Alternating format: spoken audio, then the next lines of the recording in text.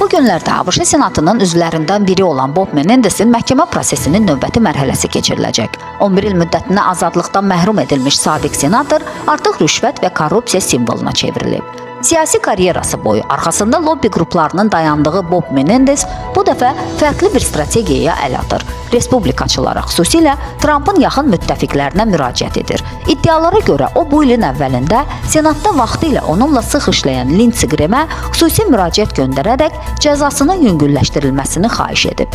Baxmayaraq ki, Trump administrasiyası bu məsələ ilə bağlı rəsmi mövqe sərgiləməyib, keçmiş senatorun əfv edilməsi ehtimalı çox zəifdir. Bir zamanlar Senatın Xarici Əlaqələr Komitəsinə rəhbərlik edən və Dağlıq Qarabağda humanitar böhran kimi saxta dinləmələrlə Azərbaycana qarşı çıxan bu şəxs indi öz yalanlarının içində çabalayır. O, apellyasiya məhkəməsinə müraciət edərək 11 illik həbs cəzasının maddi vəsaitə, yəni cəriməyə çevrilməsini istəsə də, Trump administrasiyasının bütün bu bir tərəfli, qərəzli və riyakar siyasəti yaxın buraxmayacağına ümid edilir. Onun məhkəməsi bir daha sübut etdi ki, lobbiçiliyin arxasında duran şəxsi maraqlar gec-tez üzə çıxır.